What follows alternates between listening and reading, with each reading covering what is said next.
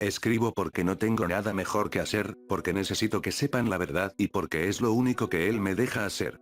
Lo que ocurrió es tan bizarro, paranormal e ilógico que no podría imaginar que mucha gente crea lo que estoy por contar. Soy un escritor de una editorial muy exigente, justo había terminado un buen libro de autosuperación, pero tenía errores y me habían obligado a corregirlos para entregarlo de nuevo una semana después. Siempre fui un amante de los animales y no estoy en mi ciudad natal, vine porque en esta ciudad está el plantel principal de la editorial, solo estoy de viaje y vengo de lejos, no pude traer mis mascotas por lo largo del viaje.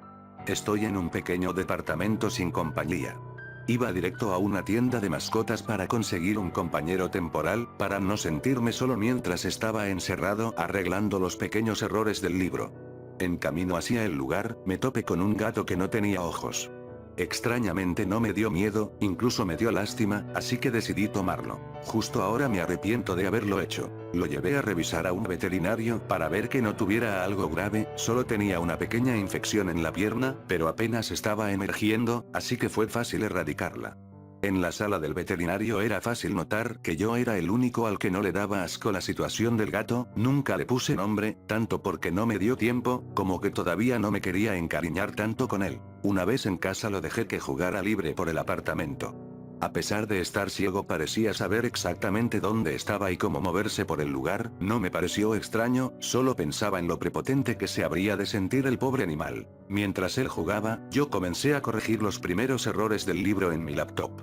Inmediatamente me fui a dormir, todo normal, fue a la mañana siguiente cuando todo comenzó. Créanme o no, cuando desperté, había frente a mí, yo volteando directamente al techo, un hombre viéndome a los ojos, parado a un lado de mi cama, o eso creía que hacía, pues ese hombre no tenía ojos con que verme, solo veía un par de cuencas vacías. Grité como cualquier persona normal lo haría, estaba paralizado, en eso el hombre se deja caer al piso para andar a cuatro patas, se acurruca en una esquina, saca de su bolsa una libreta con una pluma y comienza a escribir. Tuve la fuerza de levantar la cabeza, el hombre no reaccionó, poco a poco me levanté, aprovechando lo concentrado que estaba él en su libreta, me acerqué a la puerta y la intenté abrir. Tenía algo abajo que lo atoraba. Intenté sacarlo, cada vez con más desesperación y sin ningún efecto positivo. Me acerqué a la ventana, estaba tapizada de mucho papel de libreta, era la base en la que había comenzado a escribir mi libro, apenas pocos rayos de luz entraban, lo suficiente para iluminar la habitación. Intenté quitarlos pero parecían estar perfectamente aferrados a la ventana, la golpeé sin un buen resultado. Volteé y desde su esquina el hombre me estaba observando fijamente, con la fuerte oscuridad interna de sus ojos. Con mucho miedo y temblando demasiado me esforcé en preguntarle. Recibí un fuerte maullo a cambio, me hizo pensar un poco y busqué un poco en el cuarto, aún temblando y con su mirada inexistente, fija y penetrante encima de mí. No veía al gato ciego en ningún lado. Entonces lo noté. Aquello que tanto me observaba era mi gato. Al notar que me había dado cuenta de lo que ocurría, él se me acercó, yo desesperado intentaba alejarme de él en vano, y se arrulló conmigo ronroneando. A estas alturas yo estaba a punto de llorar. Cuando vi que se durmió, intenté pensar alguna solución. En ese momento no pude hacer nada, pues si me movía seguro que él se despertaría, sin saber cómo ni por qué, caí dormido. Desperté y él estaba de nuevo en su esquina escribiendo en su pequeña libreta, esta vez volteando hacia mí varias veces para luego continuar escribiendo en su libreta, me levanté, esta vez con más confianza porque noté que él no planeaba hacerme daño. Me dio hambre, entonces volvió el pánico de nuevo, estaba encerrado en mi propia habitación, no podía salir a la cocina, no tenía que comer. Mientras pensaba esto escuché un pequeño crujido, era el estómago del gato. Los dos volteamos al mismo punto, su panza, luego él me volteó a ver a mí, sin nada que hacer, y yo con los nervios de punta por su mirada oscura tan penetrante le dije un poco tartamudo. No puedo salir a la cocina, solo si me dejas salir podremos comer.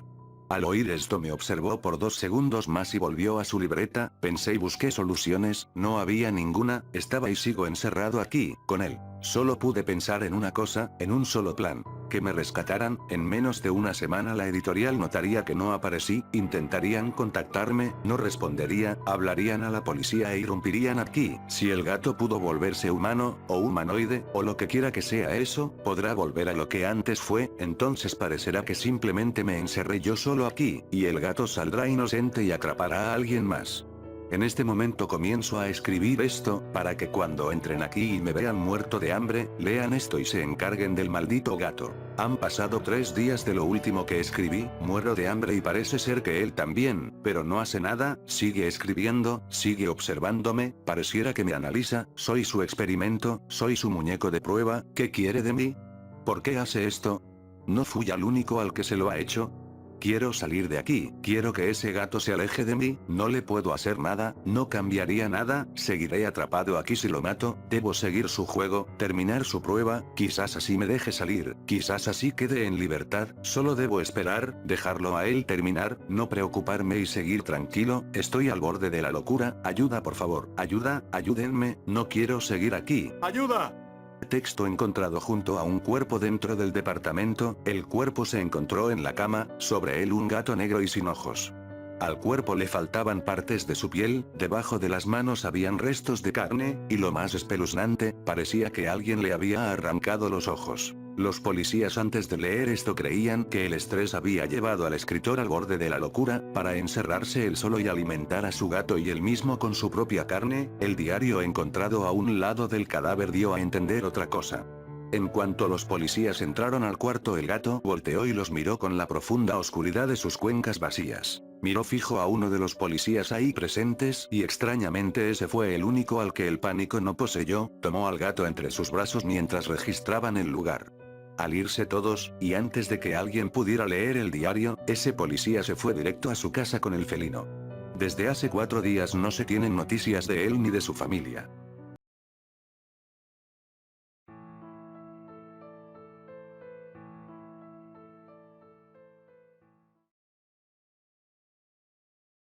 El video de Red Mist comienza con una pantalla negra con letras blancas que dice Red Mist, al principio no había sonido pero el capítulo empezó. La primera escena es de Calamardo listo para tocar el clarinete cuando llama a su puerta.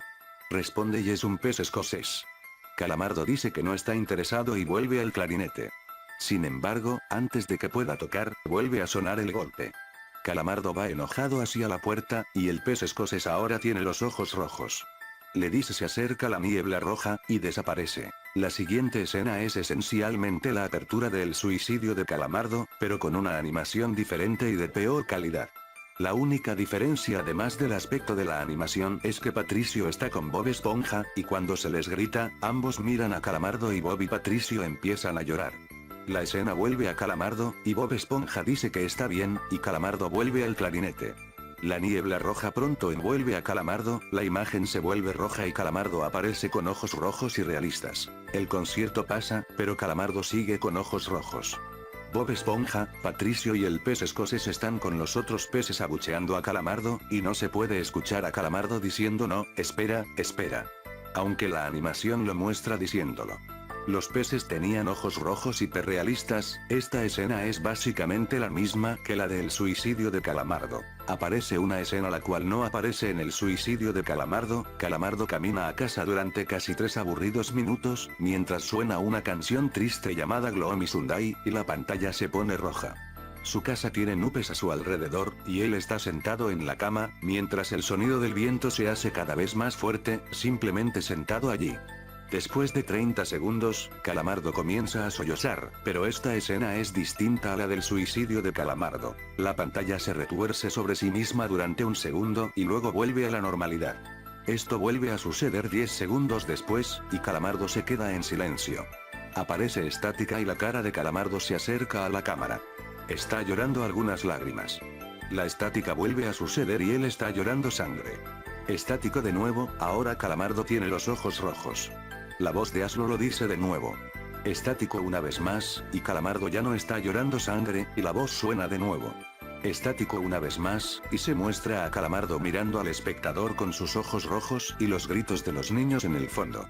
La pantalla se aleja y Calamardo tiene una pistola en la mano. Estático, y Calamardo se mete el arma en la boca y dispara. La sangre enrojece la pantalla. El rojo se desvanece, y aparece la misma escena de Calamardo suicida de Calamardo muerto, aunque esta vez sin escopeta, ningún arma en el suelo. La voz del pez escocés dice viene la niebla roja de nuevo, y aparece estática, concluyendo el episodio.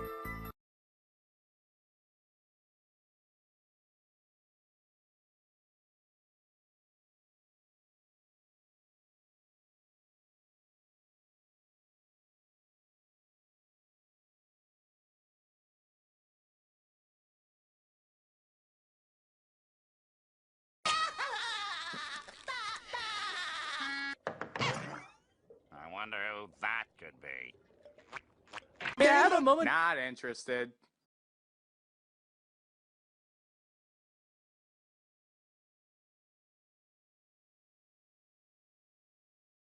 The red mist is coming.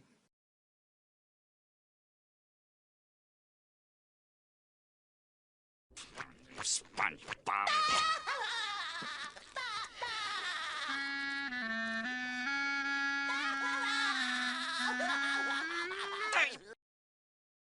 Well, you two knock it off. I have a concert to practice for.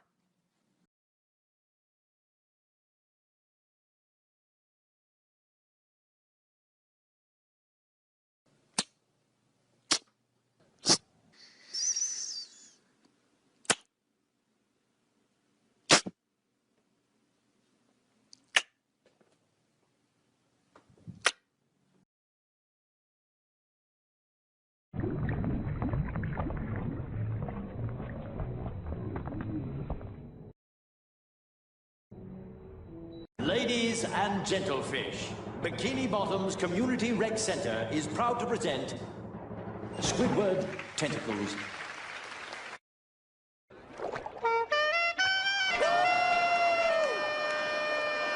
You think I'm gonna be sick?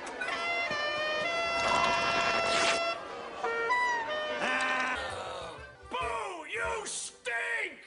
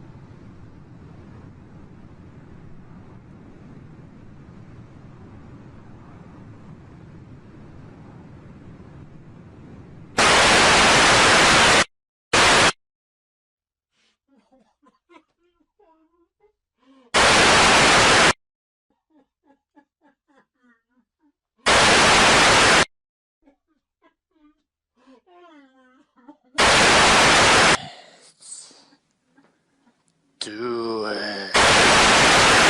Do it.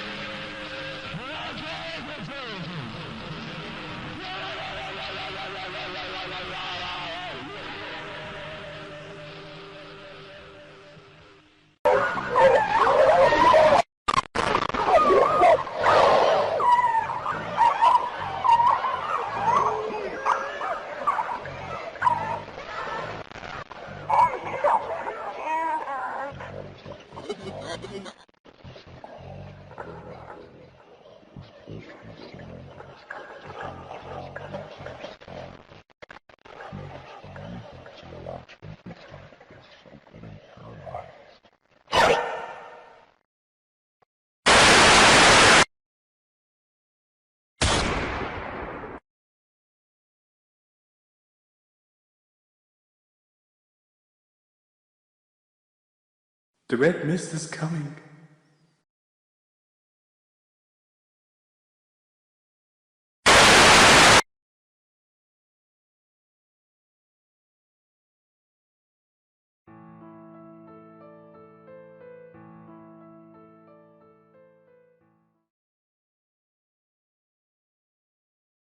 Investigadores rusos a finales de los 40 mantuvieron a 5 personas despiertas por 15 días utilizando un estimulante basado en gas. Los tuvieron encerrados en un ambiente sellado para monitorear cuidadosamente el uso de oxígeno, de manera que el gas no los matase, debido a las altas concentraciones de gas. Esto fue antes de que existiera el circuito cerrado, por lo que tuvieron que usar micrófonos y ventanas con grosor de 5 pulgadas para observar a los sujetos. El cuarto estaba lleno de libros, cobijas para dormir, pero ninguna cama, agua corriente, baño y la suficiente cantidad de comida para que los 5 sobrevivieran por un mes. Los sujetos de prueba eran prisioneros políticos y de guerra declarados enemigos del Estado durante la Segunda Guerra Mundial. Todo estuvo bien por los primeros 5 días. Los sujetos rara vez se quejaban después de que, falsamente, se les había prometido su libertad si aceptaban tomar parte de la prueba y no dormir por 30 días. Sus conversaciones y actividades fueron monitoreadas y los científicos notaron que conforme pasaba el tiempo, ellos hablaban sobre incidentes traumáticos de su pasado. Después de 5 días se empezaron a quejar de las circunstancias y eventos que los llevaron a donde estaban y empezaron a demostrar paranoia severa. Dejaron de hablar entre ellos, y comenzaron a murmurar de manera alterna en los micrófonos. De manera extraña, todos parecían creer que podían ganar la confianza de sus captores si traicionaban a sus camaradas. En un principio se creyó que esto era un efecto del gas. Después de 9 días, el primero de ellos empezó a gritar. Corría por todo el cuarto gritando repetidamente por 3 horas seguidas. Después, trató de continuar gritando, pero solo podía dar un grito ocasional. Los científicos postularon que físicamente se había destrozado las cuerdas vocales. La parte más sorprendente de este comportamiento fue cómo sus compañeros reaccionaron a esto. O mejor dicho, como no reaccionaron, continuaban murmurando en los micrófonos hasta que el segundo de los prisioneros comenzó a gritar. 2 de los prisioneros que no gritaban, tomaron los libros y llenaron página tras página de sus propias heces, y de manera calmada, los pusieron sobre las ventanas del cuarto. Los gritos cesaron de repente, al igual que los murmullos de los micrófonos. Pasaron otros 3 días. Los investigadores checaban los micrófonos constantemente para asegurarse de que trabajaban, porque creían que era imposible no escuchar sonidos con 5 personas dentro. El consumo de oxígeno indicaba que los 5 debían seguir vivos. De hecho, el consumo de oxígeno era el necesario para 5 personas que hacían ejercicio extenuante. En la mañana del 14º día, los investigadores hicieron algo que no debían hacer para llamar la atención de los prisioneros. Utilizaron el intercom dentro del cuarto, esperando provocar respuestas de los prisioneros, pues temían que estuviesen muertos, o en estado vegetal. Anunciaron: abriremos el cuarto para probar los micrófonos. Aléjense de las puertas y acuéstense con las manos atrás en el piso o se les disparará. Se le otorgará la libertad a uno de ustedes si obedecen. Para su sorpresa, escucharon solo una frase, con voz calmada: no queremos ser liberados. Hubo un gran debate entre los investigadores y fuerzas militares que financiaban el proyecto. Sin poder provocar más respuestas utilizando el intercom, finalmente se decidió abrir el cuarto a la medianoche del día número 15. Se limpió el gas del cuarto, y se llenó de aire fresco. Inmediatamente, voces de los micrófonos empezaron a objetar. 3 voces diferentes rogaban por la vida de sus seres queridos, que encendieran el gas nuevamente. Se abrió el cuarto para sacar a los prisioneros. Gritaron más fuerte que nunca, al igual que los soldados, cuando vieron lo que había dentro. 4 de los sujetos seguían vivos. Las raciones de los pasados 5 días no habían sido tocadas. Habían pedazos de carne de las costillas y pantorrillas del sujeto muerto colocados dentro del drenaje del centro del cuarto, bloqueándolo, permitiendo que 4 pulgadas de agua se acumulara en el piso. Los 4 sobrevivientes también tenían pedazos de piel y carne arrancada de sus cuerpos. La destrucción de tejidos y la exposición de huesos en la punta de sus dedos indicaba que las heridas fueron infligidas por las manos, y no con los dientes, como era de suponerse. Al examinarlos, se descubrió que la mayoría de las heridas fueron autoinfligidas en su mayoría. La piel y los órganos de detrás de las costillas fueron removidos, mientras que el corazón, los pulmones y el diafragma seguían en su lugar. El tracto digestivo de los 4 sujetos podía verse trabajar, digiriendo comida. Rápidamente se hizo aparente estaban digiriendo su propia carne, y que ellos la arrancaron y se la comieron en el transcurso de los días. La mayoría de los soldados eran fuerzas especiales rusas en las instalaciones, pero aún así, muchos se negaron a regresar al cuarto para sacar a los prisioneros. Estos, sin embargo, insistían a gritos que los dejaran dentro y de manera alterna rogaron y demandaron que se encendiera el gas nuevamente, para evitar quedarse dormidos. Para sorpresa de todos, los sujetos pusieron una resistencia feroz durante la extracción. Un soldado ruso falleció cuando uno de los sujetos le mordió el cuello, otro fue gravemente herido cuando otro de los prisioneros le mordió la arteria femoral y los testículos. Otros 5 soldados perdieron la vida, si se cuentan a aquellos que se quitaron la vida en las semanas consecuentes al incidente. Durante la lucha, uno de los prisioneros dañó su vaso, sangrando de manera casi inmediata. Se intentó sedar al sujeto, pero fue imposible. Se le inyectó más de 10 veces de la dosis humana de morfina, y aún así luchó como un animal rodeado, rompiendo las costillas y un brazo de un doctor. Se veía latir su corazón al máximo por 2 minutos completos, mientras se desangraba, y continuó gritando por más de 3 minutos, atacando a quien se le acercara, repitiendo la palabra más una y otra vez, cada vez más débil, hasta que cayó en silencio. Los otros 3 sobrevivientes fueron inmovilizados fuertemente y llevados hacia instalaciones médicas. 2 de ellos, con cuerdas vocales intactas, demandaban continuamente más gas para permanecer despiertos. El más herido de los 3, fue llevado al único cuarto de cirugía que había en las instalaciones. En el proceso de su preparación para colocar nuevamente sus órganos en su lugar, se notó que el sujeto era totalmente inmune a los sedantes. Peleó furiosamente cuando el gas anestésico se le estaba colocando. Se necesitó un poco más de anestesia de la normal para sedarlo, pero al momento que sus ojos se cerraron, su corazón se detuvo. En la autopsia, se encontró que en su sangre había 3 veces la cantidad normal de oxígeno. También se rompió 9 huesos en la lucha para no ser controlado. El segundo sobreviviente, era el que primero gritó del grupo. Con sus cuerdas vocales destruidas, no pudo objetar la cirugía, y solo reaccionaba agitando violentamente la cabeza en desacuerdo cuando se le administraba el gas anestésico. Afirmó violentamente con la cabeza cuando alguien sugirió hacer la cirugía sin anestesia, y no reaccionó durante la misma, que duró 6 horas en la cual se intentó reemplazar sus órganos abdominales y cubrirlo con lo que quedaba de su piel. El cirujano afirmó que era médicamente imposible que el sujeto siguiera con vida. Una enfermera aterrada que ayudó en la cirugía, comentó que la boca del paciente formaba una sonrisa cada vez que sus ojos se encontraban. Cuando la cirugía terminó, el sujeto miró al cirujano y empezó a hacer sonidos fuertemente, como tratando de hablar. Asumiendo que esto era de gran importancia, el cirujano le entregó un papel y una pluma, para que el paciente pudiera comunicarse. Sigue cortando, escribió. Se le hizo la misma cirugía sin anestesia a los otros dos sujetos. Se les tuvo que inyectar un paralítico, pues ellos reían constantemente, y le era imposible realizar la operación al cirujano. Una vez paralizados, solo podían interactuar con sus ojos. En el momento en que pudieron hablar nuevamente, exigieron una vez más el gas estimulante. Los investigadores trataron de averiguar por qué se lastimaron de esa forma a sí mismos, y por qué querían el gas nuevamente. La única respuesta fue: debo permanecer despierto. Se reforzó a los tres sujetos y los devolvieron al cuarto, para espera de su destino. Los investigadores, enfrentando la furia de sus benefactores militares por haber fallado las metas del proyecto, consideraron dar eutanasia a los prisioneros. El comandante, un ex KGB, vio potencial en el proyecto, y en su lugar decidió ver qué pasaría si ponían el gas nuevamente. Los científicos se negaron rotundamente, pero al final, tuvieron que aceptar. En preparación para ser sellados nuevamente en el cuarto, los prisioneros fueron conectados a un monitor EEG. Para sorpresa de todos, los tres dejaron de pelear en el momento que se dieron cuenta que los regresarían al gas. En este momento, era obvio que los tres estaban haciendo un gran esfuerzo por mantenerse despiertos. Uno de los prisioneros estaba murmurando una canción. El sujeto mudo peleaba con sus ataduras de piel, como si tratara de enfocarse en algo. El último sujeto mantenía su cabeza en la almohada, y parpadeaba rápidamente. Siendo este el primero al que se le puso el EEG, la mayoría de los investigadores monitoreaban sus ondas cerebrales con sorpresa. Eran normales la mayor parte del tiempo, aunque algunas veces aparecía una línea recta de manera inexplicable.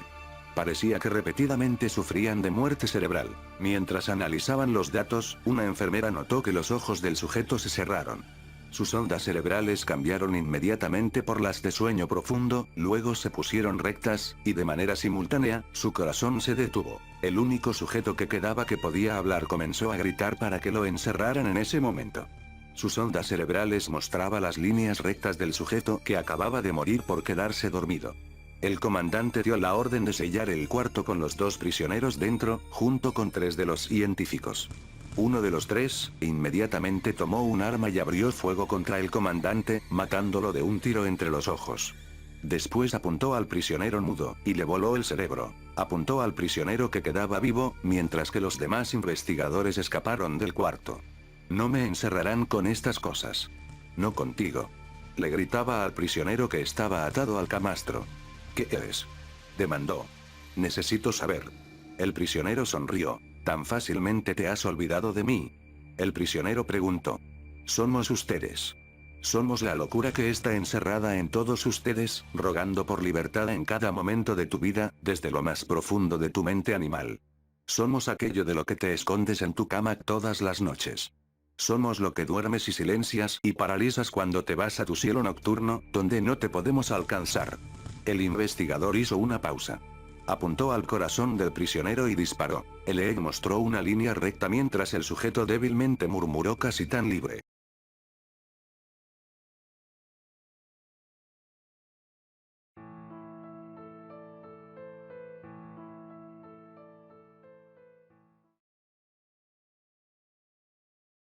Esto me pasó hace algunos meses. Necesito contárselo a alguien. Todo comenzó en la fiesta de un amigo. Él es un artista que tiene rentado un departamento en el parque industrial de la ciudad. Si sabes cómo se veía Detroit en 1920, sabes cómo se ve este lugar. Un racimo de fábricas de hace más de un siglo que se abre paso a lo largo de unas 10 cuadras. La mayoría están abandonadas. Se me pasaron un poco las copas y me quedé dormido en uno de los sillones. Desperté alrededor de las 4 de la mañana, el sol aún no había salido, pero las cosas ya se podían ver con la leve luz de esa hora. Me dirigí al baño caminando de puntitas, entre los huecos que otras personas repartidas por el suelo dejaban entre sí. Mientras orinaba, me asomé por la ventana del baño y me encontré con un paisaje desierto. Recuerdo cuánto solían gustarme los lugares así, sombríos y poblados de pistas sobre lo que alguna vez fueron, como detenidos a un momento de ser devorados por el tiempo. Regresé a mi sillón, quería dormir un poco más. Después de 45 minutos de mirar hacia el techo entendí que no podría hacerlo, así que comiéndome mi orgullo, decidí marcar a mi novia para pedirle un aventón. No podía pensar en regresar caminando con esa resaca. Siendo increíble, no tuvo problemas en ir por mí, me dijo que llegaría en más o menos media hora y que me llamaría cuando estuviera afuera. Mi teléfono se murió 10 minutos después, así que decidí sentarme junto a la ventana para poder ver cuando llegara. Me senté ahí por un rato y mis párpados comenzaron a ponerse pesados. Me despertó un golpe. No había sido fuerte, pero había bastado para devolverme a la realidad. Barrí con la vista el tramo de calle que se alcanzaba a ver desde la ventana. Todo estaba en calma, pero al otro lado de la acera, cerca de una montaña de bolsas negras y uno de esos enormes contenedores basura, me pareció distinguir la silueta de una torre y un monitor volcados sobre uno de sus costados. Hace un rato, no estaban ahí. Cuando mi novia llegó, bajé para recibirla. Justo cuando estaba a punto de subirme al carro, recordé a un amigo mío al que la máquina se le había quedado sin fuente de poder, así que decidí ir a ver si podía conseguir refacciones gratis en la torre que había visto. El monitor no tenía esperanzas, pero la torre estaba casi intacta, así que la subí a la cajuela del carro de mi novia y nos fuimos. Pasa alrededor de una semana y la verdad es que me olvido de la torre hasta que mi novia me llama para preguntarme si la quería o podía tirarla. Esa noche pasé por ella. Antes de desarmarla, decidí conectar mi monitor y ver si arrancaba. Para mi sorpresa, arrancaba. Windows XP, recién formateado. Hice algunas búsquedas típicas. Tips, Pussy, buscando algún esconderijo de pornografía olvidado por el antiguo dueño. Sin resultados. Luego busqué por tipos de archivo y reconocí uno con extensión AVI, llamado Barbie, escondido en la carpeta Windows/System 32. Bingo. Aquí es cuando las cosas comienzan a ponerse raras. La película era de más o menos una hora y estaba compuesta por material exportado sin editar. Era una mujer sentada en una silla hablando delante de un fondo blanco. Adelanté el cursor del reproductor. La película entera nunca dejaba la misma toma. Una entrevista, un casting, pensé. Decidí correrlo desde el principio e intentar entender lo que la mujer decía. El audio estaba dañado y su voz era un ir y venir de estática acentuado por lo que asumí, era el ruido del ambiente. No entendí nada, así que abrí el vídeo en Final Cut e intenté jugar con los niveles para aislar su voz. Ayudó un poco, pero aún no entendía lo que estaba diciendo. A estas alturas estaba enganchado y había comenzado a prestar atención a su lenguaje corporal y su cara. Al parecer, respondía preguntas, deteniéndose de cuando en cuando y prestando atención a alguien que le hablaba fuera de cuadro. Entrados unos 15 minutos de la cinta, su cara se enrojece y su rostro demuestra que las preguntas comienzan a molestarla, pero continúa respondiéndolas. Poco después, comienza a llorar. Solloza durante el resto de la cinta. Creo haber leído de sus labios la palabra piel, me parece que repite esta palabra varias veces a través del vídeo y en cierto punto, incluso levanta un brazo para jalar la piel de su brazo y pronunciar la palabra con un gesto que me pareció acomplejado. Hay mucho más, pero se hace tarde y no puedo continuar. Compartiré el resto mañana. Dios se apiade de mi alma. El vídeo comienza a ponerse tenso a partir de ese punto. Hacia los 40 minutos se encuentra llorando tan fuerte que es casi incapaz de mirar hacia la cámara, hasta que deja de hablar. Entonces baja la cabeza y comienza a llorar cubriéndose el rostro con las manos. Ni se levanta del asiento, ni se mueve. Entonces la pantalla se oscurece. Estaba muerto de curiosidad. Reproduje el vídeo entero varias veces esa noche, intentando encontrar inflexiones y matices en sus movimientos que pudieran revelar algo sobre lo que estaba pasando. Me sentía frustrado, quería saber más. Entonces noté que una vez que la pantalla oscurecía, el vídeo seguía corriendo por varios minutos más. A 2 minutos de concluir, había algo más, una imagen muy borrosa, pero distinguible. Un par de piernas caminando sobre unas vías de tren. Da la impresión de que la cámara se ha encendido sin querer. La persona camina durante un rato sobre las vías y luego sale de ellas, hacia lo que parece un bosque. Ahí se interna por un camino hechizo de hierba compactada y tejas de madera. La persona sigue caminando hasta que el archivo concluye. Mi corazón había comenzado a latir más rápido. Reconocía las vías de tren. Al menos parecían las del vídeo. El lugar no estaba tan lejos. Tenía que ir. Debía ir. Llamé a mi amigo Ezra. Una cosa de casi 2 metros y 120 kilos. Lo convencí de acompañarme en un asunto. No soy un maricón, pero creí que si me iba a meter al descampado, inspirado en un vídeo que encontré en una computadora botada a la mitad de la nada, ningún músculo extra me estorbaría.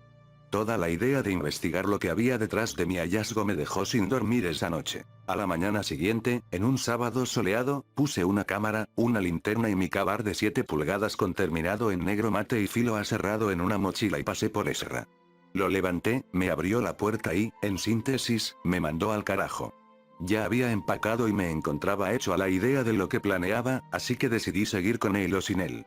Estacioné mi carro cerca de la estación de tren, tomé mis cosas y comencé a caminar por las vías. Caminé por unas 2 horas. A un lado del camino vi un madero en el suelo que me recordó a los del vídeo, y las piernas se me doblaron de la impresión.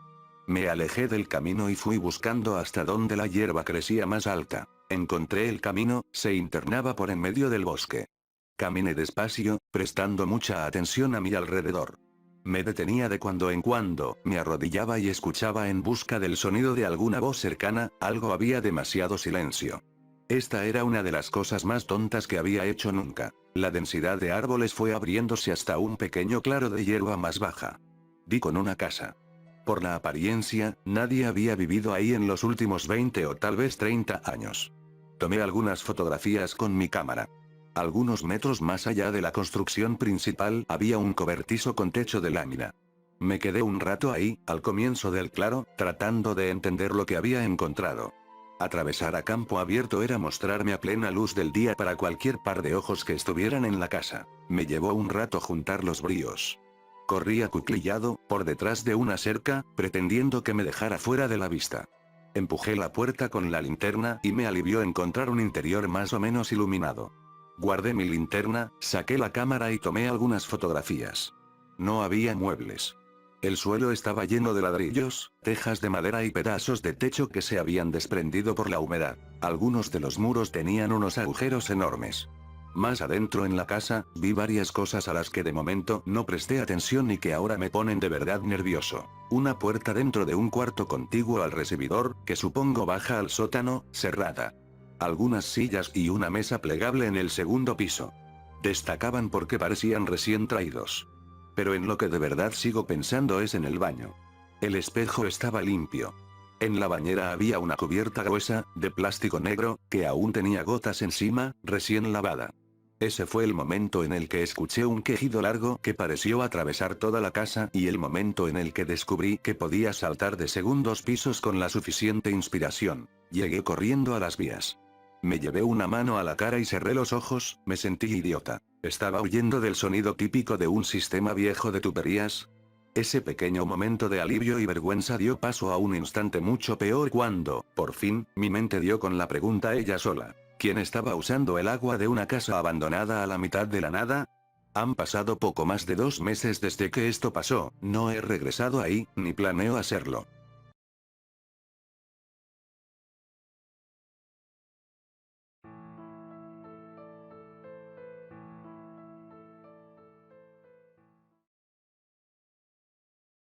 Los Rugrats en realidad eran una invención de la demoníaca e increíble imaginación de Angélica. Chucky murió en 1986 junto con su madre, por eso Chas es un manojo de nervios todo el tiempo. Tommy nació muerto en 1988, por eso Stu está constantemente encerrado en el sótano jugando con los juguetes del hijo que nunca tuvo la oportunidad de vivir. Los DeVilles tuvieron un aborto en 1990, Angélica no podía entender si sería un niño o una niña, creando así los gemelos. En cuanto a All Grown Up, la adolescente Angélica se volvió adicto a varios estupefacientes que agravó aún más su esquizofrenia, traer de vuelta a su infancia y por lo tanto sus creaciones se obsesionó con, por lapso de tiempo entre el presente y la última vez que interactuó con ella sus creaciones, ella les hizo más viejos. Angélica estaba tomando constantemente golpes de ácido, por lo que nunca tendría que vivir sin sus creaciones que eran su única compañía. En realidad, la madre de Angélica se murió de una sobredosis de heroína en 1982 justo después del nacimiento de Angélica, y Drew en su depresión se casó con una prostituta avariciosa que Angélica idolatraba porque ella se engañó a sí misma en el pensamiento de que era su verdadera madre, pero siempre tenía un concepto de su madre, Cynthia, y tomó una muñeca Barbie e hizo después de la imagen de su madre, que llevaba un vestido de color naranja sin lavar y haber alzado con el gato para arriba el pelo, por lo que ella estaba tan unido a esa muñeca. Más tarde en la vida que siguió los pasos de su madre con las drogas y todo, murió de sobredosis a los 13 años cuando All Grown Up fue cancelado.